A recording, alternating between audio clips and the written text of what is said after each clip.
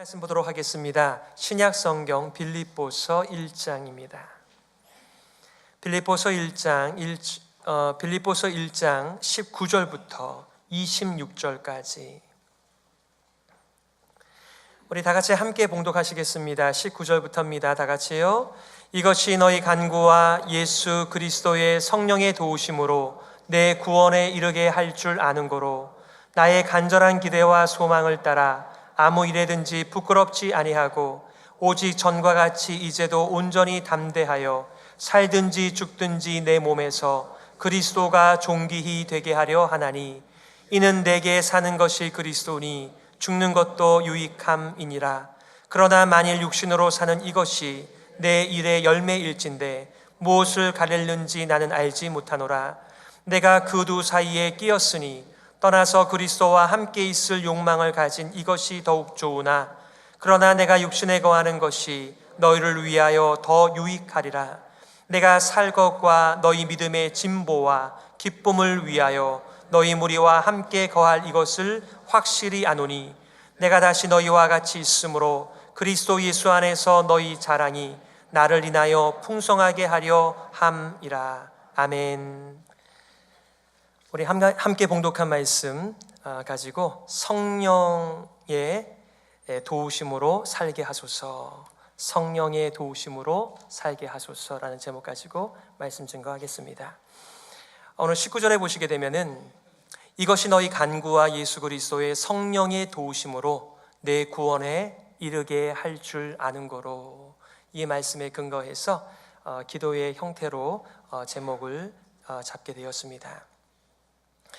오늘 본문에서 사도 바울은 자신의 간절한 기대와 소원을 빌립보 교회에 고백하고 있습니다. 증거하고 있습니다. 빌립보 교회는 사도 바울이 1차 전도 여행을 마친 후에 항상 복음이 전파되면 복음을 받아들이는 사람들, 믿음의 사람들의 교회가 생기지 않습니까? 근데 그 교회가 잘 성장하고 있는지 궁금하지 않겠어요? 그래서 2차 전도 여행을 떠나게 됩니다. 그런데 환상 중에 이 마게도냐 사람이 손짓하는 것을 보게 되고 하나님의 인도하심을 따라서 원래 아시아로 가려고 했던 그의 계획을 변경하여 유럽의 첫 성이 되는 이 빌립보 성에 가게 된 것입니다. 보통 유대인들이 있는 회당에서 하나님의 말씀을 전파하였는데 이곳에서는 하나님의 회당이 없었지요. 그래서 기도처에서 그 유명한 루디아도 만나고 또 감옥에서 그 간수들에게 복음을 또 전하여 온 집안이 구원을 얻는 바로 그곳에서 빌립보 교회가 태어나게 된 것입니다. 하지만 바울은 3차 전도 여행을 마치고 예루살렘으로 올라가는 길에 많은 사람들이 예루살렘에 올라가게 되면은 포박을 당하게 될 것이다, 붙잡히게 될 것이다 라고 만류했지만 사도 바울이 예루살렘으로 올라가죠. 그들의 예언대로 사도 바울은 붙잡히게 됩니다. 그리고 가이사랴에 2년 동안 또 갇혀 있게 되고 그가 로마 시민이기 때문에 가이사에게 상소하게 되어 지금은 바울이 로마에 있는 상황이었습니다. 대략 빌립보 교회가 세워진 때를 AD 50년이라고 본다면 지금 이때가 AD 62년쯤 되었으니까 빌립보 교회는 한 10년 정도가 넘은 그런 교회입니다. 사도 바울이 빌립보 성도들의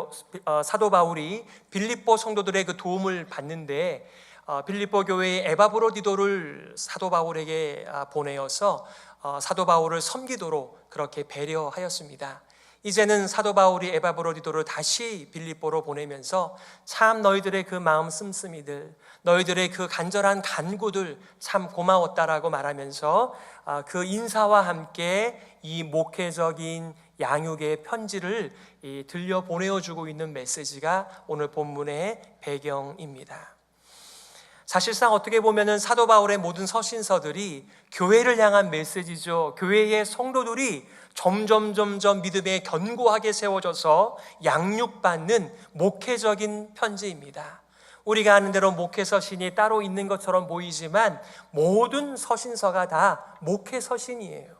그리고 그것은 어느 한 사람, 어느 한 종류의 사람들이 아니라 온 교회가 받은, 하나님으로부터 받은 소명인 줄 믿습니다. 우리 모두는요, 하나님께 복음의 빚진 자가 되어 다른 사람의 영혼을 돌보는 일을 위하여, 그것이 내가 직접 가서 돌보든지 아니면 이런 사랑의 편지가 되었든지 성도들을 세우는 일에, 즉 목회하는 일에, 패스토링하는 일에 부르심 입었다라고 하는 것을 꼭 기억하시면서 그런 마음으로 빌립보서를 보게 되면은 참 사도 바울의 그 목회적인 마음이 우리에게 더 잘 전달되어지는 것 같습니다. 지난 금요일에 이순실 또 자매가 오셔서 탈북자로서의 그 어려운 시절들을 고백하고 또 하나님 앞에 기도를 부탁하였습니다.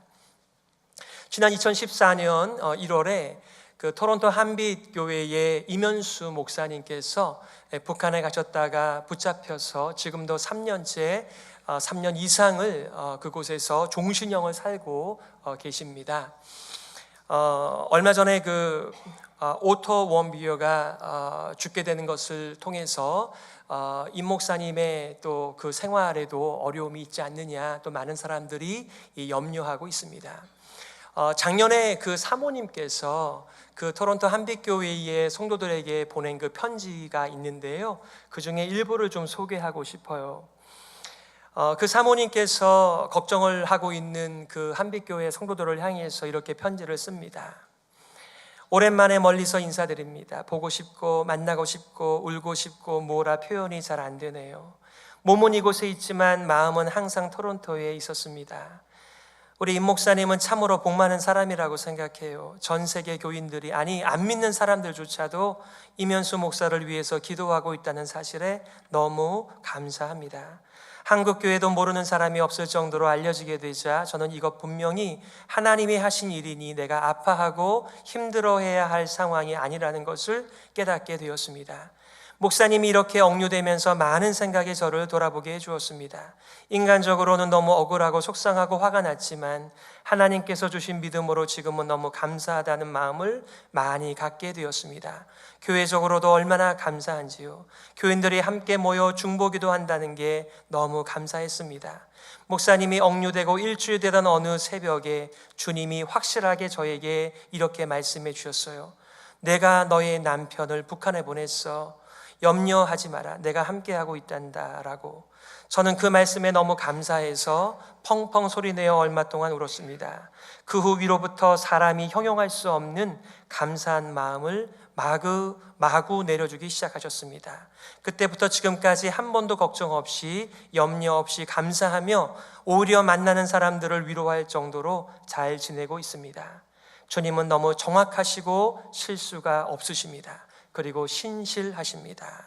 그러면서 이렇게 말하죠. 우리 한 번 사는 인생, 주님 나라 위에 목숨 걸고 기도하고 목숨 걸고 전도하고 목숨 걸고 사랑하는 큰빛교회가 되길 그리고 마음껏 축복해 드리고 싶습니다. 저는 이 편지가 얼마나 한빛교회의, 큰빛교회의 위로가 되었을까, 격려가 되었을까. 우리 모든 사람들이 죽음의 문턱 앞에서는요, 인생이 진지해집니다. 그리고 하나님과 관련하여 이 상황과 형편들을 이해하면서 자신의 진짜 믿음을 고백하게끔 되어져 있는 것 같아요. 오늘 저는 여러분들과 사도 바울의 마음에 꽉 차 있었던, 사도 바울 본인의 표현처럼 나의 간절한 기대와 소망의 메시지 두 가지를 여러분들과 나누려고 합니다. 사도 바울의 간절한 기대와 소원이 무엇이었습니까? 그 첫 번째는 나를 통해 그리스도가 존귀함을 받으시기를 소원한다라는 메시지입니다. 두 번째는요, 나를 통해 성도들이 유익하게 되기를 소망한다. 이 두 가지의 메시지를 여러분들과 나누고 싶습니다. 자, 첫 번째 사도 바울의 간절한 기대와 소망은요, 자신의 삶을 통하여 그리스도가 존귀함을 받으시기를 소망한다는 메시지입니다. 20절입니다. 나의 간절한 기대와 소망을 따라 아무 일에든지 부끄럽지 아니하고 오직 전과 같이 이제도 온전히 담대하여 살든지 죽든지 내 몸에서 그리스도가 존귀히 되게 하려 하나니. 여러분, 사랑의 관계로, 복음의 관계로 묶여져 있던 빌립보 성도들이 지금 사도 바울에 대하여 무엇을 염려하고 있을까요? 그 당시가 네로의 치하였습니다. 그 무식하고 그 유별난 왕이 어떻게 사도 바울을 다룰 것인가, 그걸 생각하면 다시는 사도 바울을 못 보는 게 아닌가라고 하는 죽음에 대한 염려가 빌립보 성도들의 마음 가운데 있었던 것 같아요. 여러분, 빌립보서의 주제가 뭐예요? 기뻐하라입니다. 나에 대하여 슬퍼하거나 염려하지 말고 오히려 복음의 진보 때문에 기뻐하라라고 하는 사도 바울의 이 마음의 진심이 빌립보 성도들의 눈을 사도 바울의 죽음에서부터 떼어 하나님의 아름다운 복음 그리스도께로 옮겨가고 있는 것을 오늘 본문에서도 보게 되어지는 것입니다. 사도 바울의 마음속에 가득 들어 있었던 것이 무엇입니까? 바로 그리스도 예수였습니다. 부끄럽지 않은 인생 살고 싶었는데, 즉 자랑스럽고 담대한 인생을 살기 원했는데, 바로 그 내용이 자기 자신을 통해서 그리스도 예수께서 존귀하게 드러나기를 원한다라고 환하게 밝혀주고 있습니다. 그리스도가 나의 삶을 통해서 존귀하게 된다라고 하는 말의 의미가 뭘까요? 다른 번역본에서는 이렇게 말하더군요. 새 번역에서는 내 몸에서 그리스도가 높임을 받게 하려는 그것이라고 말합니다. 공동번역에서는 나의 생활을 통틀어서 그리스도의 영광을 드러내는 삶이라고 하였습니다. 현대내 성경에서 언제나 그리스도를 높여드리는 것이라고 말하였습니다. 나의 삶 속에서 그리스도 예수께서 존귀히 드러나는 삶은 나의 형편과 상황과는 상관이 없음. 그러니까 나의 이렇게 매여 있는 것 때문에 슬퍼하거나 두려워하거나 염려하거나 그러지 말라고 지금 사도 바울이 말씀하는 게 아닐까요? 21절에도 이렇게 말합니다. 이는 내게 사는 것이 그리스도니 죽는 것도 유익함이라. 여러분, 어떻게 죽는 것이 유익할 수 있을까요?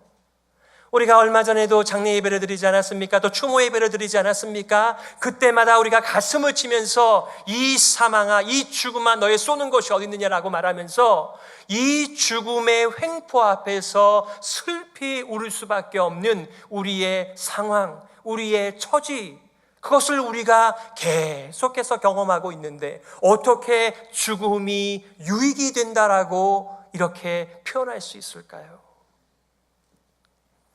23절 하반절에서도 떠나서 그리스도와 함께 있을 욕망을 가진 이것이 더욱 좋다 이렇게 말합니다. 마치 인생에 대하여, 삶에 대하여, 죽음에 대하여 초연한 사람처럼 그렇게 표현하고 있는 사도 바울은 누구입니까? 사도 바울에게는 죽음과 삶의 구별이 별로 없는 것처럼 보여요. 왜냐하면 내게 사는 것이 그리스도다라고 말하고 있기 때문입니다. 자신에게 있어서 유일한 가치, 유일한 의미는 그리스도 외에는 안 계시다, 이 말을 이렇게 표현하는 것이지요. 그렇습니다. 그리스도만이 나의 인생의 목적이고 내 안에 사는 분이 그리스도이기에 생사는 나의 선택이 아니라는 것이죠. 내가 감옥에 있든지 자유자가 되든지 건강하든지 병들든지 죽든지 살든지 부하든지 가난하든지 고난 중에 있든지 안정된 가운데 있든지 어떤 상황 속에서도 그리스도의 그리스도됨이 드러나기만 한다라고 한다면 그것은 중요한 일이 아님이라고 하는 가치관을, 그의 생애의 목표를, 그의 삶의 꿈을 이렇게 보여주고 나누고 증거하고 있는 것입니다. 나를 통해서 예수만 전해진다면 언제든 어떤 상황이든지 간에 무슨 방법이든지 간에 괜찮다. 환경에 좋고 나쁨을 떠나 내가 더 바랄 것이 없음. 이것을 말하는 것입니다. 사도 바울의 기도였습니다. 사도 바울의 신앙 고백이었습니다. 사도 바울의 삶이었습니다.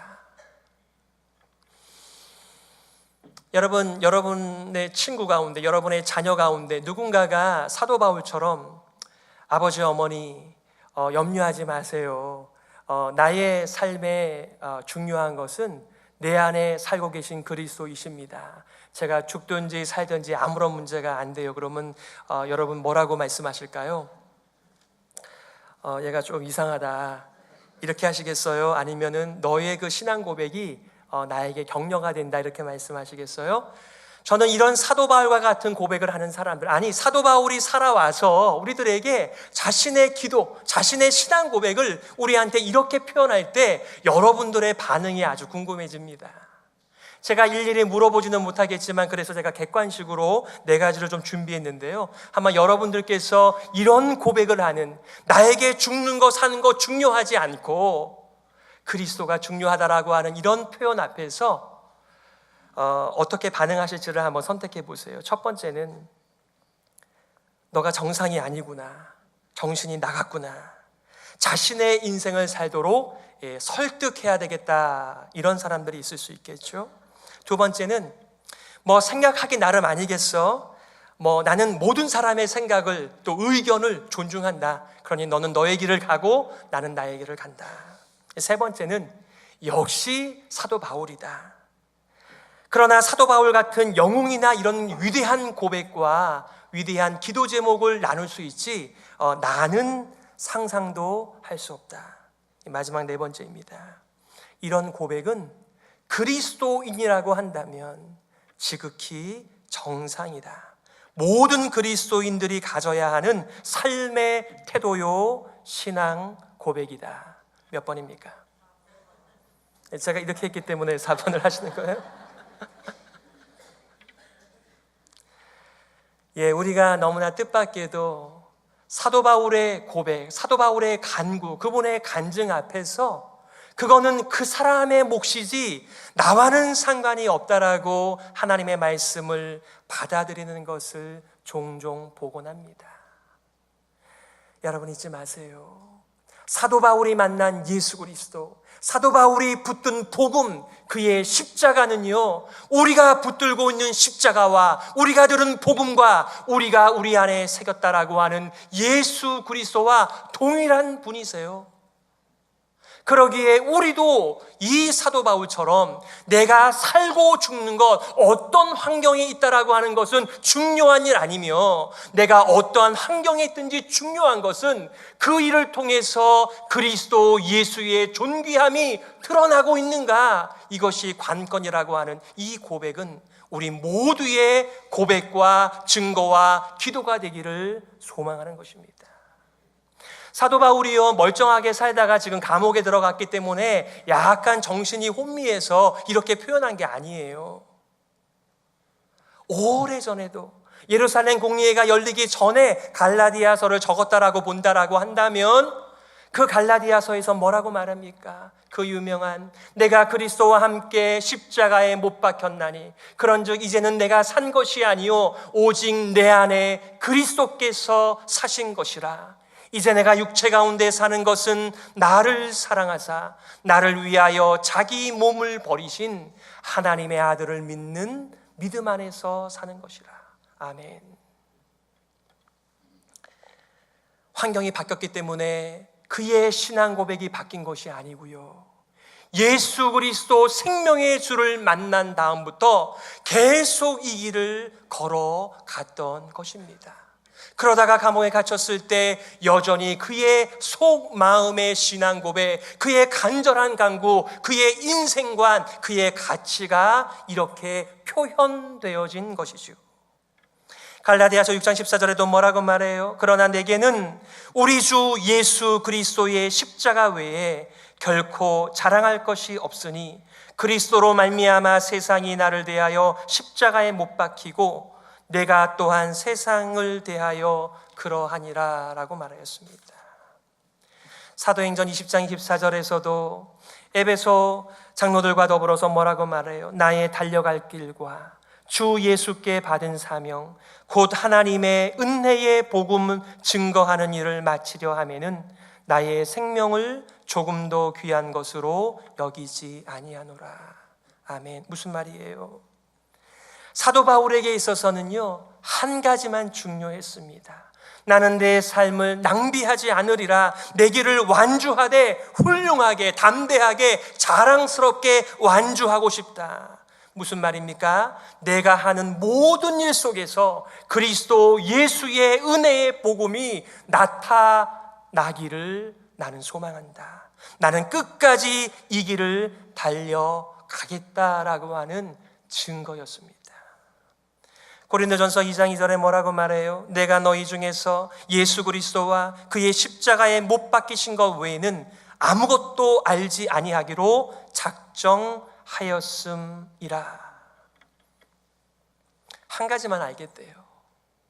이 세상에 얼마나 많은 가치들이 있는데 그 가치들을 다 내려놓고 딱 한 가지의 가치를 가지고 자신과 다른 사람과 이 세상에 대하여 매주하겠다는 거예요.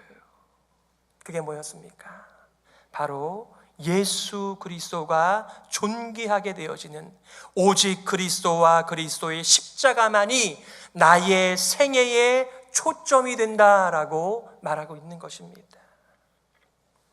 어쩌면 그것은 자신의 신앙 고백이요 간구뿐만 아니라 근심하고 염려하고 슬퍼하고 낙심하고 있는 빌립보 성도들의 그 등을 떠밀고 있는 사도 바울의 목회적인 신앙 간증이요 삶의 나눔이 아니겠습니까? 정말 우리의 삶이 가치 있기를 원한다면 한 가지를 붙드십시오. 높은 IQ도 아니고요, 훌륭한 외모나 재산이나 좋은 가문이나 학벌이나 경력도 아무런 것이 아닙니다. 가장 위대한 한 가지는 그리스도 예수의 십자가를 알고 있는가, 그 생명의 복음이 나의 삶을 통하여 드러나고 있는가. 빌립보 성도들이 염려하는 그 환경과 형편들이 아닌 그 상황 속에서도 그리스도 예수의 존귀함이 드러나고 있으니 염려하지 말 것. 왜 그렇게 예수 그리스도와 그의 십자가가 소중할까요?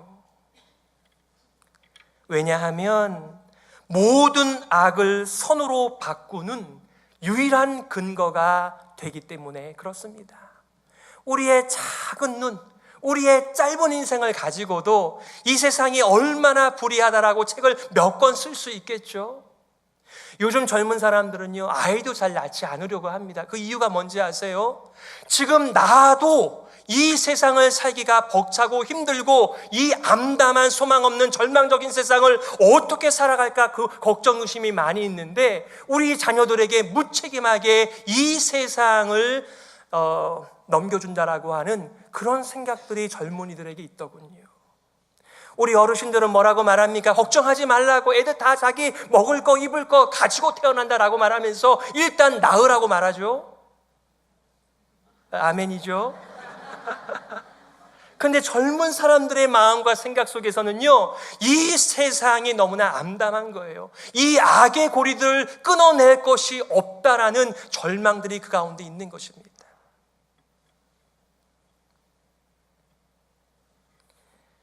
왜 예수 그리스도와 그의 십자가 하나로서 충분할까요?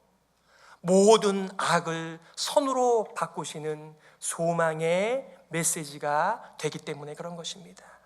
우리는 다 죄인입니다. 죽은 자였습니다. 눈먼 자였습니다. 암흑이었습니다. 절망이었습니다. 그런데 그리스도 예수께서 그리스도에 달리신 십자가가 우리를 의인으로 바꾸어 주셨습니다. 생명을 얻게 하셨습니다. 눈을 뜨게 하셨습니다. 그리고 빛 가운데 살게 하여 주셨습니다.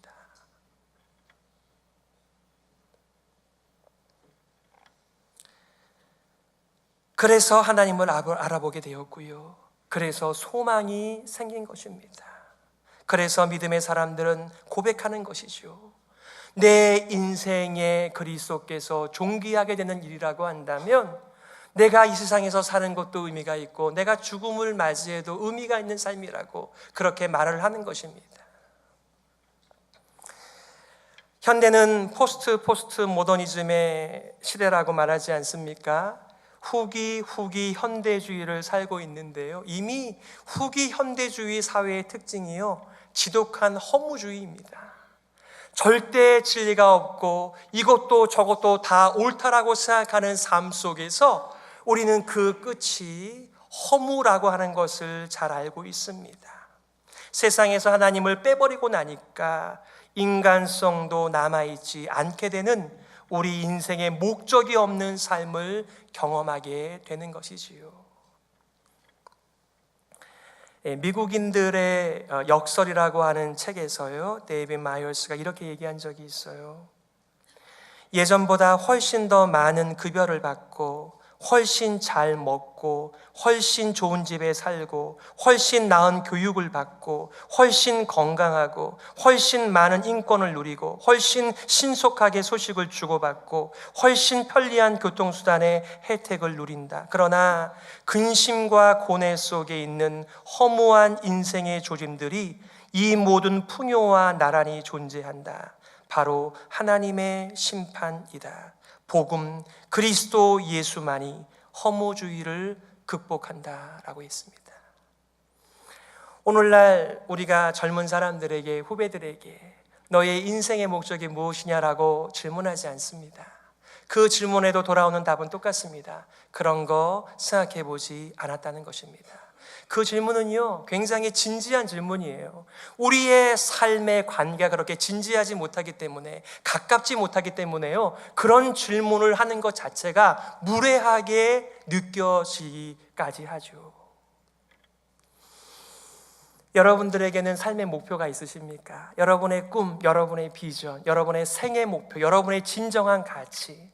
오늘날에는 정말 이것이 가치가 있나? 라고 질문할 것에 정말 사람들이 많은 가격표를 붙여 놓는 것을 봅니다. 가치관의 혼돈 세상 시대 속에 살고 있는 거예요. 사도 바울은 나는 어떻게 돼도 좋으니 그리스도만 존귀하게 되어진다라고 한다면 그것 때문에 기뻐하라고 빌립보 성도들을 이렇게 세워주고 있는 목회적인 따뜻한 마음을 우리가 보고 있는 것입니다. 두 번째, 그리스도를 존귀하게 하는 삶의 모든 초점이 맞춰진 삶은요, 자연스럽게 사람의 영혼에 관심 갖게 합니다. 사도 바울의 간절한 기대와 소원이 무엇이었다고요? 그리스도가 존귀하게 되는 삶이고요. 두 번째는 나를 통해서 성도들이 유익하게 되기를 소망합니다. 이 메시지입니다. 그 내용이 무엇인가요? 그 말씀 앞에서 사실상 사도 바울은 자신의 그 고민을 함께 좀 나눕니다. 솔직히 나는 빨리 하나님 앞에 가는 것, 예수 그리스도와 함께 거하는 것, 그것을 원하고 있다. 여기서 말하는 것은 죽음을 의미하는 것입니다. 그런데 뭐라고 말하죠? 그러나 만일 육신으로 사는 이것이 내일의 열매일진데 무엇을 가리려는지 나는 알지 못하노라. 이렇게 얘기합니다. 자신의 진짜 원하는 것이 있고, 그리고 이 세상을 향한 하나님의 계획이 있다는 것이죠. 그리고 1차적으로는 빌립보 성도들의 유익에 대하여 염려하면서 이렇게 표현하는 것입니다. 그러면서 뭐라고 말합니까? 23절, 내가 그 두 사이에 끼었으니 떠나서 그리스도와 함께 있을 욕망을 가진 이것이 더욱 좋으나, 그러나 내가 육신에 거하는 것이 너희를 위하여 더 유익하리라. 사도 바울이 더 살고 싶어서 그렇게 말을 하는 것이 아니에요. 이 땅에 내가 남아 있어야 하는 이유가 있는데 지금 내가 보니까 빌립보 성도들을 위하여 이것이 유익하기에 내가 분명히 이 감옥에서 나갈 것이니 염려하지 말라고 이렇게 말해주는 것이죠. 25절, 내가 살 것과 너희 믿음의 진보와 기쁨을 위하여 너희 무리와 함께 거할 이것을 확실히 아노니, 이렇게 말하였습니다. 그는 자신의 생사에 대한 결단에 대해서는, 선택에 대해서는 무엇이 더 유익한지, 무게가 어디에 있는지 잘 모르겠다라고 말을 해놓고 하나님의 인도하심 속에 나를 통해 너희에게 유익이 되기 때문에 내가 분명히 살아날 테니, 여기서 나갈 테니, 자유하게 될 테니 염려하지 말라라고 하는 사도 바울의 또 다른 기도 제목, 간증, 고백을 보게 되는 것입니다. 바울 사도는 그의 삶이 부끄러움이 없는 삶, 그리스도를 위해서 사는 사람이 되기를 원했습니다. 그리고 성도를 위하여, 교회를 위하여 살고 싶었습니다. 그리스도 중심의 삶은 당연히 성도들의 믿음을 유익하게 만들어요. 우리 성도님들께서 이렇게 예배에 오셔서요, 찬양을 할 때 큰 소리로 하시면요, 옆에 분들이요, 격려를 받습니다. 그 모든 것이 우리의 신앙 고백이잖아요. 찬양하라, 찬양하라라고 격려할 때 우리 모두가 다 그 믿음의 고백을 통하여서 격려를 받는 것입니다. 믿음의 진보가 있는 것이지요.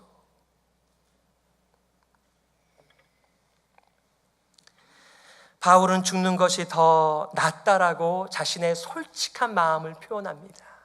그가 세상에 너무 짜증이 나고 염증이 나서 염세주의자적인 그런 마음을 가지고 이 세상을 떠나고 싶다라고 말을 하는 것이 아니에요. 그리스도를 향한 간절한 열망이 그런 마음을 표현하게 하는 것이지요.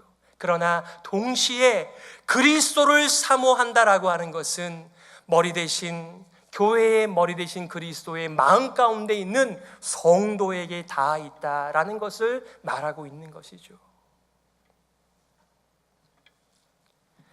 육신을 떠나 그리스도와 함께 있는 것이 그의 소원이요 기대였지만 빌립보 성도들을 생각할 때 그에게 고민이 되었던 것입니다. 하나님의 뜻이면 살아서 그들을 위하여 더 열매를 맺고 사역하고 싶다라고 하는 것을 표현하는 것입니다. 바울은 성도의 필요를 생각할 때 자신이 살아있는 게 더 필요하다라는 것을 알고 확신하면서 그들에게 곧 가게 될 것을 표현하고 있는 것입니다.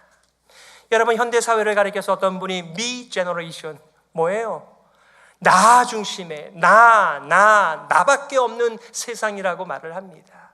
그러나 사도 바울은요, 그리스도 예수의 참된 복음을 만났기 때문에 그 참된 그 복음이 그의 가치관을 완전히 바꾸어 놓아서 다른 사람의 영혼을 품는 일에, 그리스도의 복음의 뒤를 쫓아가는 일에 자신의 간절한 기대와 소망을 걸었던 것입니다. 바울이 살아있을 경우에 그것이 빌립보 성도들의 믿음의 진보와 기쁨에 도움이 되기에 그는 자신이 육신에 거함으로 성도들의 신앙에 큰 진보를 가져오기를 소망하였던 것이지요. 목자의 마음입니다.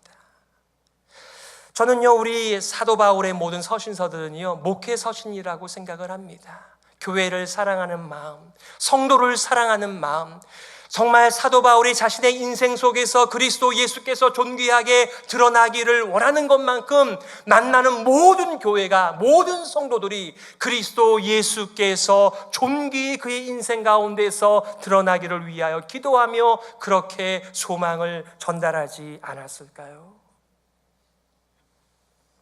말씀을 좀 정리해 보겠습니다. 사랑하는 성도 여러분, 여러분들에게도 생애 목표가 있으세요? 내 발등에 불이 떨어졌는데 그것을 생각할 겨를이 어디 있느냐고 말하지 마십시오. 우리의 생애 목표는 내 발등에 떨어진 불보다 더 중요하고 긴급한 일이라고 하는 것을 기억하시기를 바랍니다. 마지못해 죽지 못해 사는 인생이 아니고요, 사도 바울이 다메섹 도상에서 만난 그 예수께서 이 암흑과 사막 같은 인생 속에서도 그렇게 풍성한 삶을 살 수 있다라고 하는 그리스도 예수의 생명력 있는 복음의 위력을 우리들에게 전달해주고 있는 것이죠. 여러분, 잊지 마십시오. 사도 바울이 만난 예수 그리스도, 사도 바울이 만난 복음, 사도 바울이 붙들고 있는 이 십자가를요, 우리도 똑같이 붙들고 만나고 전파하고 있는 것입니다. 사도 바울이니까 그렇게 말하지, 그거 아니고요, 우리가 동일한 십자가와 예수 그리스도를 만났다라고 한다면 우리의 생애의 목표 역시 우리의 인생 가운데서 그리스도 예수가 존귀하게 드러나는 삶, 바로 그것임을 잊지 마십시오. 그러니 우리의 형편과 환경 때문에 부질없이 낙심하여 우리가 슬퍼하고 주저앉아 있는 생애가 아니고요, 예수 그리스도가 우리의 연약함 중에 존귀하게 드러나고 있다면, 그 생명의 복음 때문에 살아나고 빛을 보면서 그리스도 예수로 말미암아 또 다른 생의 목표를 가지고 살아가는 성도를 만날 수만 있다면 우리는 인생을 잘 살고 있음이 분명합니다.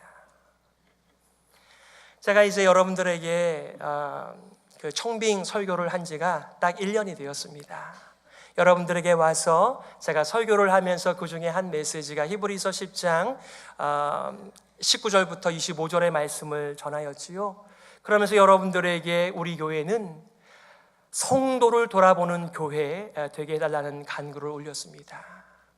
성도를 돌아보는 일은요, 목사의 몫만이 아닙니다. 모든 성도가 그리스도 예수를 만나 눈을 뜨게 되었다면, 내 안에서 생명이 작동하고 있다라고 한다면, 그 다른 영혼의 믿음의 진보와 그 성도의 기쁨을 위하여 내가 얼마든지 쓰임받기를 원하는 것, 바로 그것이 예수님의 마음 가운데 있는 참된 복음의 메시지이지요. 서로 돌아보아 사랑과 선행을 격려하며 모이기를 패하는 어떤 사람들의 습관과 같이 하지 말고 오직 권하여 그날이 가까움을 볼수록 더욱 그리하자. 이번 7월의 구역 공과의 내용이요, 성경이 말하는 교제입니다. 만약에 우리 주변에 어떤 사람들과의 교제로 말미암아, 그렇지, 나의 생애의 목표는 나의 삶을 통하여 그리스도 예수께서 더 존귀하게 드러나는 것이야 라고 격려받고 있다면 여러분들은 잘 살고 있는 것입니다. 그리스도의 참된 교제가 있는 분들이세요. 그러나 나에게 어느 누구도 그리스도 예수의 존귀한 삶을 위하여 우리를 격려하지 않거나, 혹은 주님의 몸된 성도를 위하여, 믿음의 진보를 위하여, 그들의 기쁨을 위하여 살아가는 가치에 대하여 말해주는 사람이 없다면 우리는 잘못 살고 있는 것이 분명한 것입니다. 하나님께서 우리 교회에 은혜 주셔서 그리스도 예수의 참된 복음이 드러나는 일에 우리 교회가 쓰임받을 뿐만 아니라 다른 사람의 영혼들을 내 삶에 품으면서 그들의 믿음의 진보와 기쁨과 올바른 인생의 고백이 생길 수 있도록 우리 교회가 쓰임을 받도록 우리 모두가 마음을 모으고 이렇게 영광 올리는 삶이 되시기를 주 예수 그리스도의 이름으로 소망합니다. 우리 말씀을 기억하시면서 이렇게 기도했으면 좋겠습니다. 하나님 아버지, 우리가 어떤 형편에 있든지 그리스도 예수께서 존귀하게 되게 하여 주시옵소서. 성도들의 믿음의 진보를 위하여 우리 교회가 쓰임받게 하여 주시옵소서. 함께 우리 말씀 붙들고 기도하겠습니다.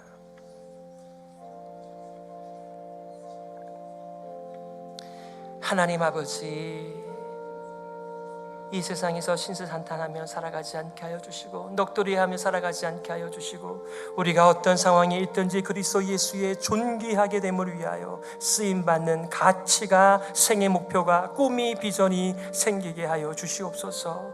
우리 성도들 참 연약합니다. 하지만 그들을 위하여 품는 믿음의 사람들 허락하여 주시옵소서.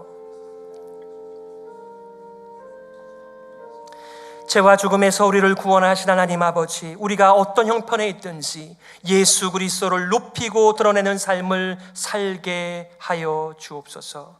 또한 성도들의 믿음의 진보를 위하여 사용되게 하여 주옵소서. 우리를 도우시는 성령께서 온전히 교회들을 주장하여 주옵소서. 살아계신 예수 그리스도의 이름으로 기도드리옵나이다. 아멘.